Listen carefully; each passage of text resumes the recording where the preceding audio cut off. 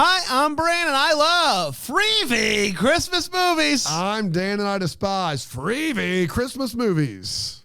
I'm Alonso, and I'm free to V you and me, and this is the Deck the Hallmark podcast. Deck the Hallmark, it's his podcast. Brandon and friends host his podcast. We hope you like this jolly podcast. Hi. Oh, Hey, everyone. boy, oh boy. Hi. Monday again, huh? Monday again. Man. You never have a case of the Mondays when we get to review a Christmas movie with our good buddy Alonso Duralde. I never have a case of Mondays. I have a case of the Christmas joys. Yeah, and you know what's wild is it would be even wilder if the last thing we did for the week was actually record this for Monday. It would be a weird dynamic of like we're finishing a week and starting a week at the same time. I'm the alpha and the omega. That's right. I don't know what the We wouldn't do that. We wouldn't do that. We everyone knows we wake up early on Monday morning. Yeah, of course. It's late at night for Alonso, so it actually the sunlight though that's fake. How did you get that? You got a real bad. You know, I got oh God, all the names of cinematographers just flew out of my head, so that joke is dead. Never It was mind. great. Roger Deakins came in. Thank you. I got Roger Deakins to come in and give me a real. I told him to give me the honey glow. Listen. Hoytema. No one cares about the viewers of Philo like we do. That's right. We go above and beyond. Above and beyond. Clearly. That's right. And so thanks to everybody who's watching us on Philo. If you aren't, get over there. Now's the time. Philo.tv/DTH. So much to do, so much to see. So what's wrong with taking the back streets? Signing up for Philo TV. That's actually not bad. You'll never know. If you don't go. Hey now, Philo TV, 70 channels, go stream. Nice. We're doing it. Should we? Should I we think do we this? should. I think we should do it. I don't know if anyone would like it. All right. Well, But they'll never forget that's it. true. That's exactly right. Alonso, how are you? I'm great. I too love getting to start my week with these crazy kids. And you know, do I need an excuse to dip into Christmas at least once a week? Not really, but you've given me one, so thank you. And we're officially in that 10-month window now. Thanks. Oh, yesterday was the thank 25th. God. 10 months till Christmas. It's going to be here any minute now. I know. The last month window, you should be ashamed of yourself. The last double-digit month. That's how that works. After 10 is 9. And here's my kids learned that this year. And that's when the gestating begins. You're almost always within a 10-month window of everything that happens yearly. Well, what about this? We're only like 5 months from Christmas in July. From Bramblefest. Now that's a countdown we can believe in, right? Is that enough Yes. for you? Yeah. Is that good? Does that Better. work? Yeah. Daniel, the older you get, the more those 10-month periods just zip They right zip by. right by. Everyone's been talking That's right. about it. Oh man, I hate it. The days are long, but the 10-month The periods are 10-month short. windows are short. That's right. exactly right. That's what they say. Anyway. Exactly right. We're approaching March Madness just within the next few weeks. Alonso, I know you're excited about that. Is there a team? Is there Early on, is there a team? is you're there a looking team that at is really exciting you? You That's think is going to make a run? Yeah, I'm all about Bocephorus this year. I think they're going to take it all the way. That was when the perfect joke there was you bringing up a cinematographer. That was where if you had one in the chamber that you could have been like, yeah. This is true. This is Branford Young's year. Bocephorus, you know, Them and UConn in the finals. Yeah. I've said it. Yeah, I know it. They had a rocky start, but they're dreamers. They're I believe dreamers. in them. It's like we always say around here. It's bow time. It's bow time. It's bow time. Let's talk about ExMas. It's on Freevee, and don't listen to any Don't listen to the rumors haters. you've heard. Freevee's going nowhere. Reports of their demise are vastly overrated. Yeah, That's right. Indeed. there was one day last week where we mourned, We did. and then the next day they said you don't need to mourn. And I said, well, what was yesterday about? Why did you let me even think it? They turned our morning into dancing. Yes, That's right. beautiful. Originally Turn. Originally aired on the Freevee on November 17th, 2023. Easy for you to say. And it went a little something like this. We meet someone named Allie. Allie's baking cookies. This cookie's thick. These cookies are thick. Thick boys. Thick cookies. Her friends are asking her about her ex, Graham. Apparently, she is still close to Graham's family.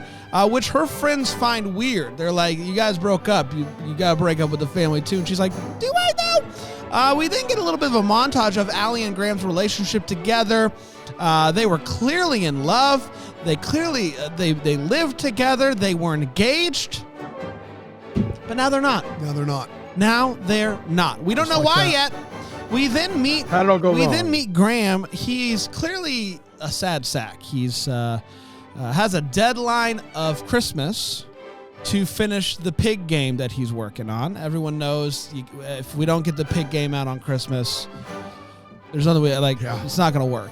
What are we even doing? That's exactly right. And so when his parents call him and ask him when he's coming for Christmas, he says, "I can't come this year. I've got the pig game."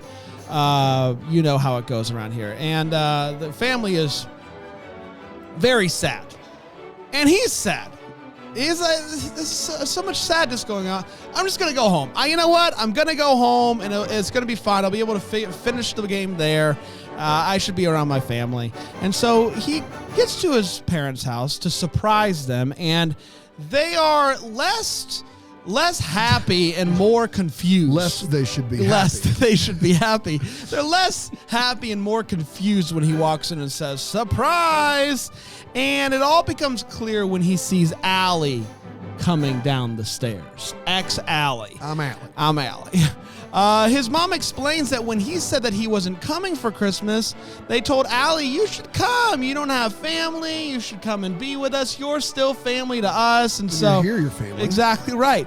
And so he hatches a plan because he's starting to feel like my parents love Allie more than they love me at this point. That's right. So I have to try to sabotage Allie and make it look like she's an absolute monster. Well, this goes well at first until he basically just tells Allie what he's doing, and Allie's like, "Two can play that game, buddy." So they are going to mutually sabotage each other. They start making each other jealous as well. She meets a guy, car salesman of the year. We know we love him. She meets a girl. They both actually end up coming over for Christmas Eve dinner, where Allie accidentally gets the entire family high with weed cookies. They go to spend the evening with their new boothangs, and neither of them work out for various reasons. And so how do you end that evening then? Other than shacking up with your ex, having a good old-fashioned fun time. That's what I call it. That's what we call it here on Deck the Hallmark. It's a good old-fashioned fun time. That's exactly not what we said before the live started. Yeah. So they do have a good old-fashioned fun time. They wake up the next day. It's Christmas Day. And everyone knows that on Christmas Day, we do a few things in this family. We go to church. We have a hockey game. Yeah, and we do the one-on-one hockey. Pretty much everybody does, right? Yeah. Church hockey, right? Church hockey. And it's fun. We're loving it. Until we're not, because Dad has a heart attack right there on the ice. Graham does CPR for a long time and ends up saving his life, which really puts things into perspective, you know? So Allie and Graham, they finally talk about what happened between them, and they apologize, and they both tell each other that they hope that they can find someone that makes them truly happy one day. Yeah. Two adults just doing adult stuff. Not that type of. They did that earlier, yeah. The other kind. So the next day, Allie says, "I think it's time for me to leave. You spend some time with your family." He quit his pig job, by the way. He quit the pig job. Yes. And because it was put it in perspective. I don't need this pig job. That's adult stuff. Not it's that adult kind stuff. Of adult stuff. So the next day, she goes to leave, and after a few moments collecting his thoughts, he realizes, I don't want her to go. I still love her. Yeah. And so he's like, "Family, let's get her shoes on. At the airport. Let's go. We're going to go catch her at the airport." And as they're running around the house, they try to get the car to start. Car doesn't start. They got to go out the front door. They open up the front door, and who's there? Allie. Allie is there. And they both profess their love for each other, and they kiss. Cut to 1 year later. Graham surprises her with a tiny little cookie truck. Sell cookies out of the back of that truck. And we find out that they are engaged again. They kiss. And that, my friends, was ExMas. We did it. Rest in peace, Freevee. Obviously. Oh, no. No, we're back. That's incorrect. We're going to be right back. We're going It's alive. to talk about ExMas with our 4 segments here on. And we're going to proselytize to you the gospel of Freevee. Of Freevee. Yeah, that's right. Yes. Have you heard the good That's news? right. Here on Deck to Hallmark. Back to Hallmark.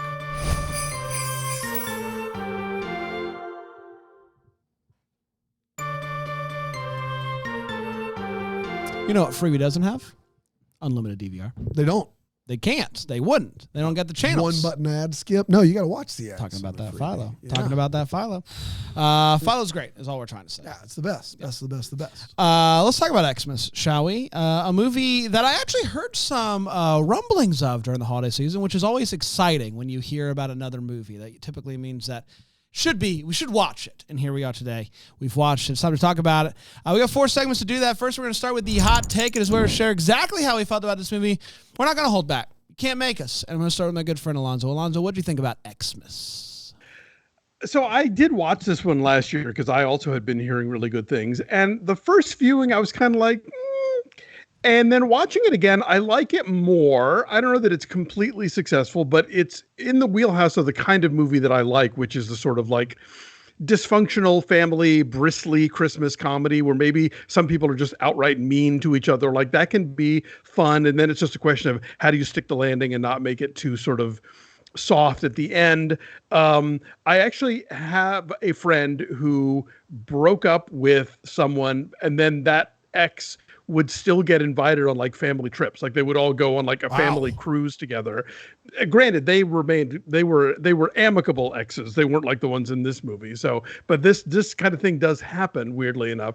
So yeah, I admire what they're going for here. And I like the fact that they're willing to be a little meaner in their comedy than the average Christmas movie. Not a total success, but I like what they're going for. A lot of it works. The 2 leads are really charming. The parents are fun. So yeah, I pretty much liked it. I agree with you, Alonso. I like this movie a good bit. I would say of the things in this movie, the thing that like worked the least for me is the actual couple themselves. I liked both of the actors and I thought both the performances were great, but like I honestly didn't really care if they got together at the end. What I really loved about this movie is I thought it was super funny. There are a couple moments in this movie that made me laugh louder than I have in a long time. And so kudos to the writer of this movie for that. And I thought the family, even though it's dysfunctional, it's still a family that I like. Like lots of times with the families that are mean and dysfunctional, I just like, you guys are Cartwrights? Campbell's. What is it? Campbell's didn't like that. Didn't like I'm lonely. That family awful. Hate them. This family's still really likable. Like they're fun. They're fun characters. Yeah, I would say this is a dysfunctional relationship and a functional family. Correct. So a lot. There's just. This movie's a lot of fun until it's not for a little bit there. But overall, really enjoyable. And I would like to see more of this writer. I will say one thing that was distracting to me, and I don't really know why, but this movie was shot in such a way where random things were blurry and it almost looked like it had a really tight focus, tighter than normal, and it gave this movie kind of like a weird look. There's a scene in this movie where it's being shot from inside the oven, pointing out, and Dan made the joke, oh, the whole movie was shot inside the oven, and he's joking but like not far off. There is a very, very specific focus to this movie that I found to be a bit distracting, and I don't really know why. Our TV was messed up. I did too. But the Freevee logo was as crisp as can be, and those ads they popped. Yeah. And so I don't really know what happened and why it was shot in this way, but I noticed it for what it's worth. Yeah. But aside from that, really funny and a good bit of fun. Yeah. This movie has a lot going for it. First of all, the idea of a family that, you know, every time 2 people break up in a relationship, all the friends have to choose a side. The idea that the family basically chooses the side of not their son is a really, really, really funny idea. I actually wish that idea would have been a bigger part of this instead of them making it a competition. We'll get to that in the wait. It also has the fact that, and take this for what it's worth. This is as much fun as I've ever had watching anything Robbie Amel's ever been in. He's really giving himself to the comedy of this, and his timing is funny, and it seems like he's really having a blast, and I loved watching him in this. He was really good. But the heroes of this movie are Michael Hitchcock and Catherine Greenwood. Michael Hitchcock is like a legend in Best in Show, and in these Christopher Guest movies. Michael Hitchcock always can glean laughs on just the looks and the way he wears a turtleneck and how he says things. And so you've got a committed lead performance, some really funny gags. I think that the things that don't work for me in this movie mainly revolve around the jarring shift in tone that happens an hour and 15 into this movie. Like, this movie's borderline a spoof. And then an hour 15 in, it is just unfair and so poorly edited the way we get into a scene where a wife is pleading for the life of her husband. And it just doesn't, even when Brand says he has a heart attack, I had a hard time not laughing, not because that is funny, but because this movie is just filled with the cookies have weed in it. And so just kidding, I wanted you to be in a threesome. And let me eat this croissant while I'm hiding under the blankets.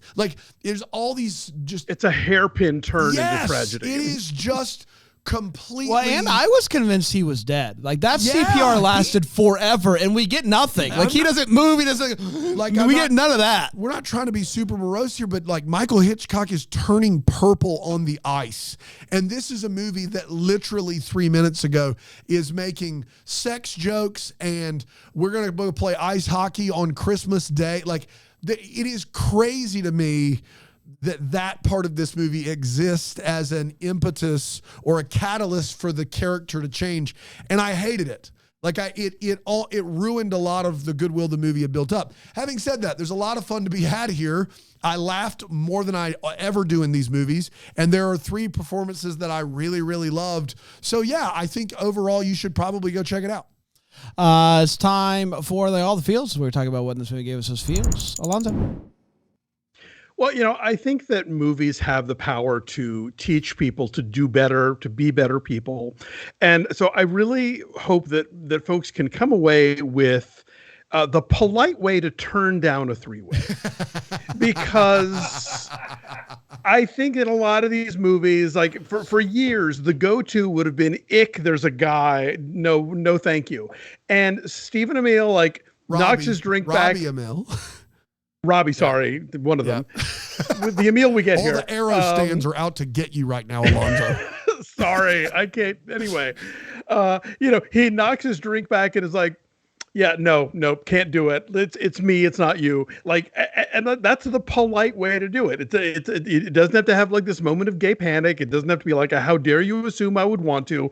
It's just gonna pass, not my thing, but I would like to see more of that in the world of sort of showing people the polite way to extricate yourself from situations without having to be gross about it. Yeah, we had released our own tutorial on that. And, because it happens to us all the time. You and I have been invited to so many threesomes. Y'all can't leave the house without. It's unbelievable. I know. Quite frankly, it's why we didn't go to Christmas Con this year. It was I do think Robbie Amell in that scene is picture perfect. Everything about the reaction and the scene works so incredibly well. 100%. Go ahead, Brand. Yeah. We've taken our tutorial off of YouTube in retrospect. But maybe it'll go to Brandwell Jam All Access. You never go tell. You never know. That's right. You never know. Well, let's get into mine. It is, I love when someone says something and they clearly don't understand what it means. It is a funny thing, and I always joked how funny it would be. This was before I had kids. Once I met my child, I was like, I wouldn't do this to them, but it would be funny to tell them that something means something else, and they go their whole lives and they don't. You mean realize it. Creating childhood trauma? Absolutely. Yeah. So if I told, or when you didn't know what down to clown. Yes. I don't think that's. Yeah, my mom thought LOL was lots of love. Yes, love it. Yeah. In this movie, there's a bit of bickering going on when this is a classic scene when he first finds out that Allie is at the house, and And the mom says, I'd hit that. It's And they all go...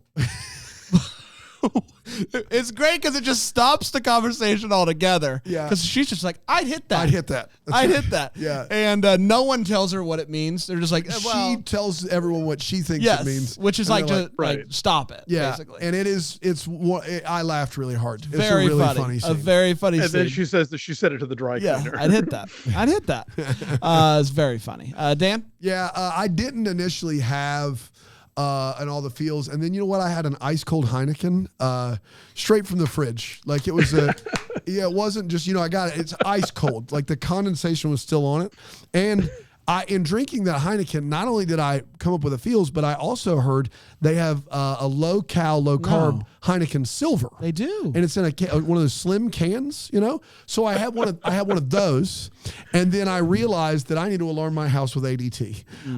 This movie goes harder for Heineken than Travis goes for Taylor. It goes so hard for Heineken. Like this movie has Heineken in no less than a dozen scenes Already. prominently displayed. Can this movie be nominated for a Decky since we reviewed it in 2024? Because Yeah. it deserves the Decky. This should win the Decky Yes. for product Talk placement. about the fancy shoes. Yeah, tell him about the fancy shoes. No we one told him has- about that. We told him about the fancy shoes. We're changing the rules, but no one. Can we change them back? Yes. No one in this This is- movie. You can email Sheila and Elizabeth. Yeah. Because you just changed. No movie's all- gonna beat it. No, that's You all I'm said saying. The 2023 Monday movies with Alonso do not count. Why It's not? tough. Oh, because they didn't all air. Because Okay, Oh. they didn't come out that year, but we 24. reviewed them this year. It's fine. tough because then you got That's to tough. review That's all tough. Can the. we You're right, nominate you're right. Madam Web you're right. for the giant Pepsi neon Dude, sign? I've heard about that. I've not seen it, but this movie, like, It didn't matter till now. It is. Suddenly it matters a lot. Before we were like, we don't care. I don't and care. Now we're like, No, this, yeah. we are It's adamant. 2023 movie. Why would we get a Decky for 2024? Yeah. And now Suddenly it matters. It matters a lot. But you need to know, guys, it's the only beer anyone drinks all movie long. In every refrigerator, there's a 6-pack. There's Heineken. There's Heineken Light. There's Heineken Silver. I've never, it makes the Daisy Cottage cheese in Holiday Hotline, just puts it to shame. I was watching this movie at 10 in the morning and was like, I've not had a Heineken in years. Like, I was thinking about the fact that maybe... It worked. Dude, it was unbelievable. It was unbelievable the way Not they did it. not since Blue Velvet has Heineken had such pride of That's placement. right. That's right. And you know that reference for sure. Of course I Big David do. Lynch fan over there. That's Blue right. Velvets. We're going to take a quick break. We're going to come back with a Wait What here on Deck the Hallmark.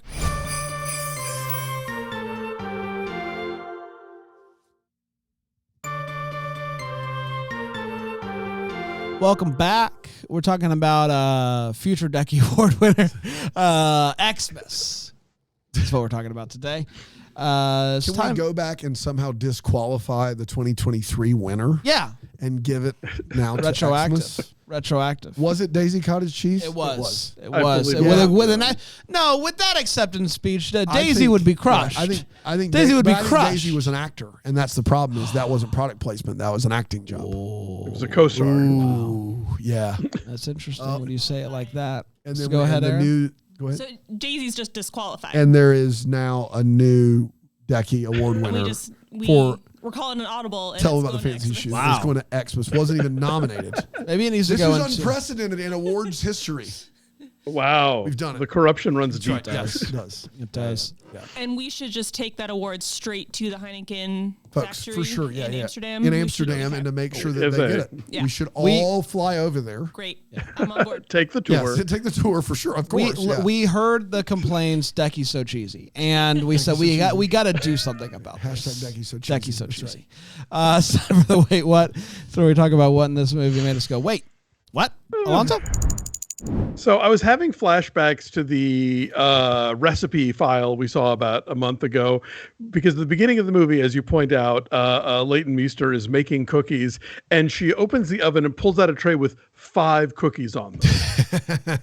Again, no one making cookies makes 5 cookies at a time. Like you, especially because she is like making gifts for people. She is packing gift bags with beautifully iced cookies. She is 5 at a time. You better be making them all summer to get all those presents done. Like, no, that's just not how any of this works. I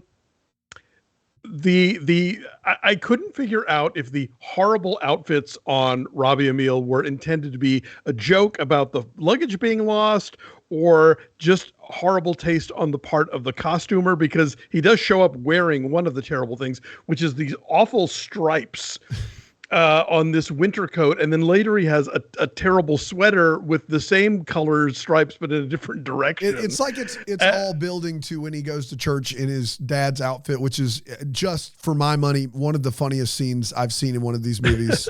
But because Michael Hitchcock wears those turtlenecks all movie long, and then Robbie Amell is in one in that scene. But he does.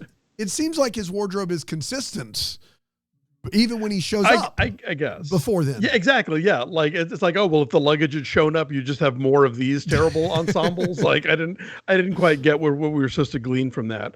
The adopted brother seems to be kind of an afterthought in this movie, and he is presented in such a way that suggests that he's like super smart because he's a grad student, but maybe also on the spectrum, but we don't spend enough time with him to understand if he is or isn't. He shows up, says something a little off kilter, and then is off again for 20 minutes. It kind of felt like either give him something to do and someone to be, or maybe just don't write that character in, because I don't know what you're doing with him and why he's there. So one of the comedy bits is she tags along to the usual all male fishing trip to their like little ice fishing hut, and she and Robbie Amell get in a fight over the space heater, and of course they drop it in the hole, and the day is ruined. And then later at dinner, Robbie Amell says, "Well, we would have been having the traditional Feast of the Seven Fishes had she not ruined the fishing trip." And I'm thinking, really? You're going to catch 7 different kinds of fish in that ice fishing cabin? That's how that works. Yeah. Yeah, I don't. No, I don't. Like maybe one or two on the bait. You just write what kind of fish you want, and then you just throw it in. The disappointment when you catch a duplicate. Oh, dang it! Oh, God, I've already got this one. Read. It's like Pokemon cards. Okay. And then finally, gotta catch them all. I'll trade you a grouper for a pipe. You didn't appreciate it nearly enough. Thank you, Alonso. You get it. And then finally, the hockey thing. I mean, apart from just the weird, like suddenly, someone's having a heart attack, and this movie is no longer wacky. But it just to me felt like these movies do a pretty good job of hiding their made in Canada-ness, but it always pops out either when the main dude has to play hockey for some reason, because like they just all do up there. And yes, we have hockey in this country, but come on, like proportionally speaking, in these Christmas movies, it's a lot. Yeah. Also, and again, this is also a thing we have in this country, but proportionally these Christmas movies are ridiculous. The other way you can always tell Canadian movies because they go bowling and it's Candlepin. Yeah. I always I made that point in an episode a few months ago, and the two Bostonians around here were like, "You guys don't have Candlepin bowling?" And I'm like, never heard of it. You got American bowling. No, I know it exists in this country. Up toward the border of Canada, you do get Candlepin bowling, but in these movies, always. They'll play it anywhere and always, and that's the default. And it's just like, okay, I see. Even you the Biltmore House has a full-size bowling alley, as God intended.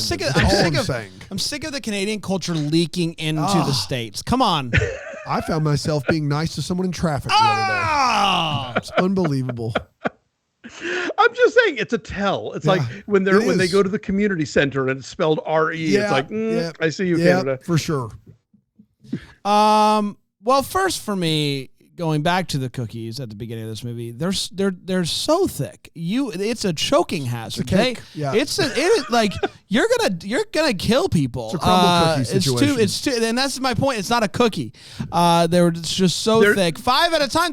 They exist to be They exist to be decorated, not tried. Yeah, that's why there was only 5 though, because they're so thick. If you do any more, they're not going to cook. The oven's going to be like, it's too much, overload. I can't do it. What a great oven! The whole kitchen's going to sink into the earth. Yeah, thank you, Dan. By the way, You're welcome. for complimenting my oven voice.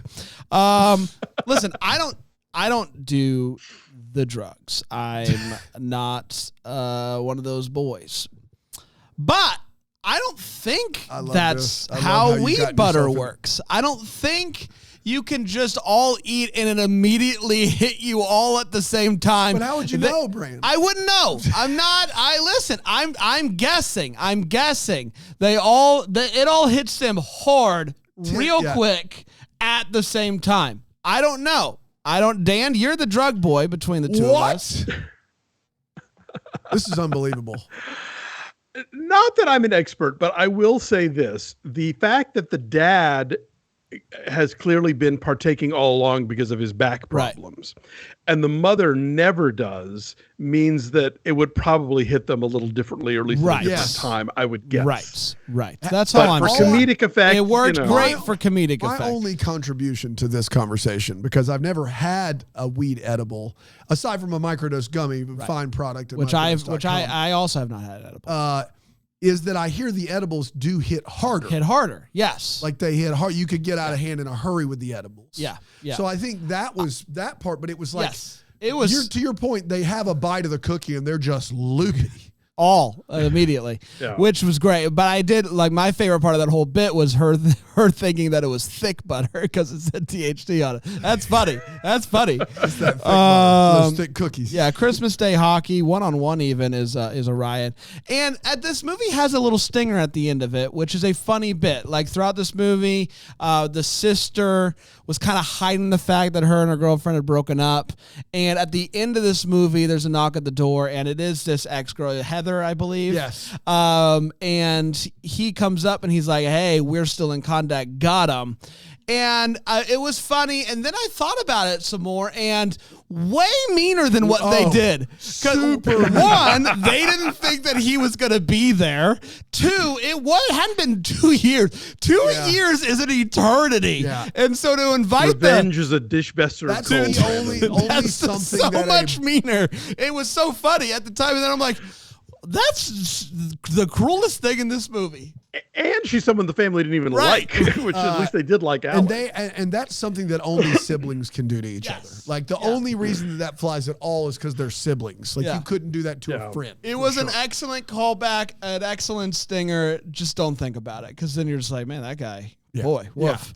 Yeah. Dano?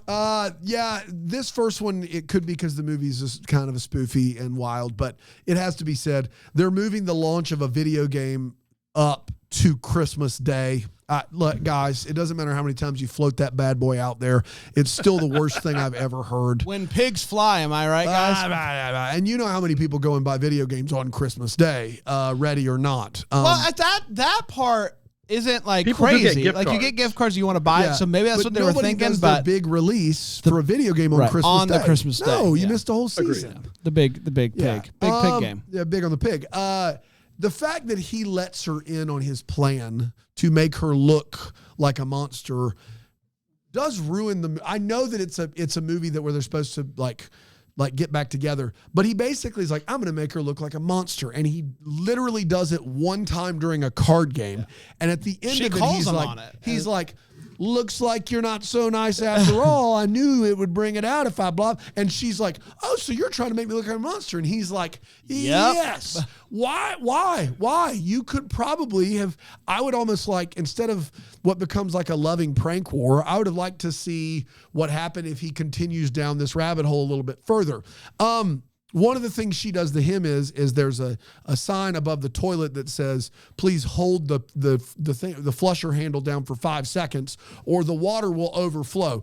So first of all, you need to fix that toilet. Like I would say, yesterday, just ASAP. Second of all, there's a knob behind every toilet where you can turn the water flow off immediately. Highly recommend you know that as an adult.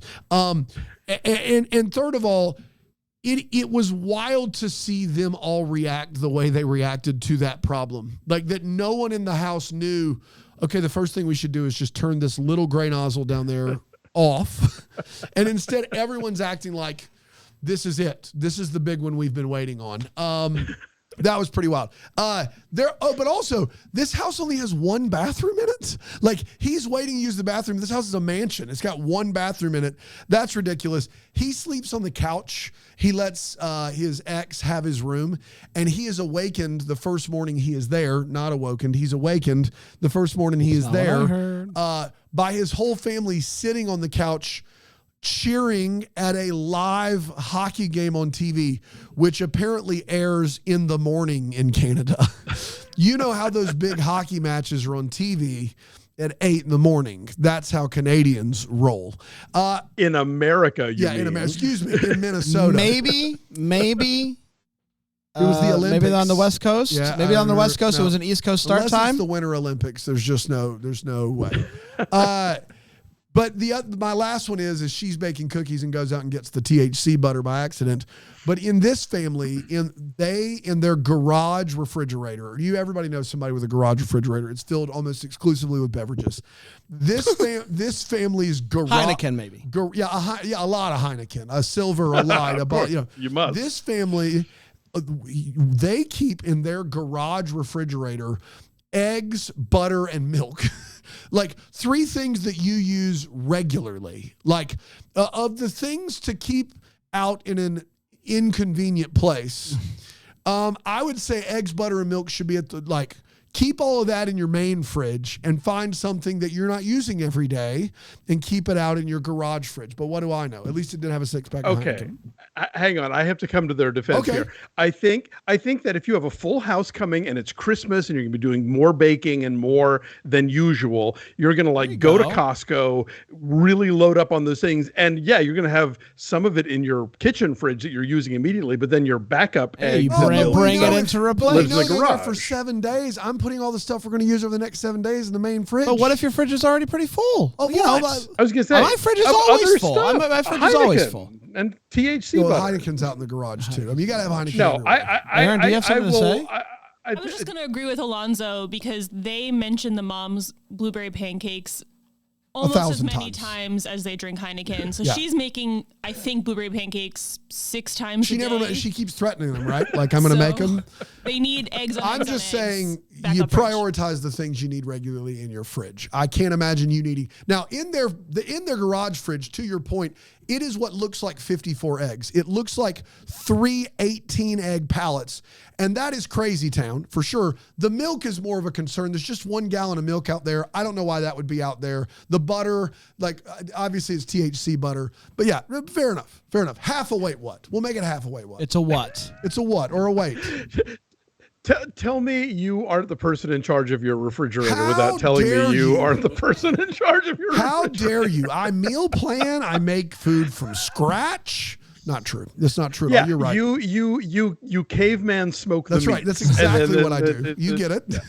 And brilliantly. I've seen it. Well, God bless you, sir. But also, yes, I'm not. You're right. If we had an outside fridge, which we don't, I would. It might have. You're a drug addict caveman. It's the basically I'm a what drug we've boy caveman meat smoker, and I think we've said that for years. We've established it. He smokes the meats and everything else. It's time for Freevee or what? Freevee or not? Freevee or not Freevee? That's the question. We have some questions still that we'd like answered. Alonso, what are you still wondering about? Yeah, mine's kind of a take it to the tape, but there's a shot early on looking down into the living room, with the big staircase. And next to the staircase is some object covered in green cloth. I don't know what it is. I don't know if it's the Ark of the Covenant. I don't know if it's an altar to Satan. I have no idea. But there's just this big thing, this big 6 foot tall column, obelisk, whatever, covered in green cloth next to the staircase. And I need a peek. I need to know what's going on in there. What are they hiding? Yeah. Great question. This movie reminded me that I need to go and do a CPR class or something again. It's been a long time since I learned about the CPR, but he does it for a long time. Yeah. Don't you do you gotta get the rhythm and then maybe take a short little break. How long do you do it before you go, I think they do you changed stop? it to where it's like just compressions constantly. Just keep going. Yes. Okay. Well, do you ever again, take like a pause though, or is it just you just keep going no matter what? To bring up the year's greatest film, Madam Web, there is a scene where she teaches the women how to do CPR, and because the lead character is a paramedic, and she explains that once you start a rhythm, you have to maintain it. Maintain the rhythm. And I've never taken a class, but I have seen Madam Web. And Alonso's mentioned Madam Web now 3 times, which is his quota as being one of the 6 critics to give it a positive on Rotten Tomatoes. They're starting to call him the Armand White of West Hollywood. You take that back now and forever. I will 100%. But it's a funny joke. My takeaway here is that CPR is like Cool Runnings. You feel the rhythm, you feel the rhyme, and get on up. It's CPR time. That's right. Exactly right. As long as I know to still do the compressions to staying alive, I think I'm good, right? Staying alive. With your fingers through the other. Keep going. There it is. We're good. All right. Listen, I learned. We're all going to save each other. Great. It's perfect. Dan? Yep. Okay. So they do a 1 year later and a 2 year later, and these 2 people were engaged to be married and then decided not to. 1 year later, still not married. 2 years later, baby. I don't. There's no problem there. I just am curious as to. It seems like they had a lot to figure out. I mean, it seems like they were starting to work on their problems. I didn't even know if they lived close to each other. Do they both still live in the same city? They clearly now live together. I actually cared enough about these 2 to want to know what was going on in those 2 years. In one of the flashbacks, they live together because he refers to it as your house, and she's like, "No, it's our house." Yes. Oh yeah. That's right. But I will say, both of them at this point in time, if ever there was a time to uproot your life, like he just quit his job. Correct. She's like her bakery thing is mobile. So like if ever there was a time to make it happen, it'd be now. Another what the hallmark is. Couldn't get a bigger truck. Couldn't get a bigger It's a cute truck. No one could stand in that truck. There's no room to stand in there and sell your things. You stand on the outside and you say. It's like Barbie's dream cookie truck. have your way.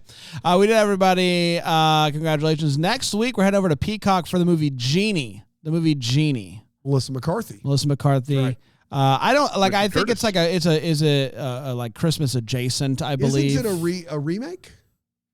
It is a remake. I have not seen it or the original, but I think they're both written by Richard Curtis, who is the Love Actually guy. My understanding, About Time guy. My understanding was it's Christmassy enough to review. Was what I was told. So I love it. All right, we shall do it. Until next week. Maybe we're the first. I come back tomorrow too, but maybe we're the first to wish you a Merry Christmas. Deck the Hallmarks of Bramble Jam podcast. It's presented by Oh wait, no, do this one. Deck the Hallmarks of Bramble Jam podcast is produced by Aaron Shea. For more information on Deck the Hallmark, you can go to deckthehallmark.com. For more information on the Deck the Hallmark family, you can go to bramblejamplus.com. Deck the Hallmark is presented by Philo TV. For a free trial of Philo, go to philo.tv/DTH.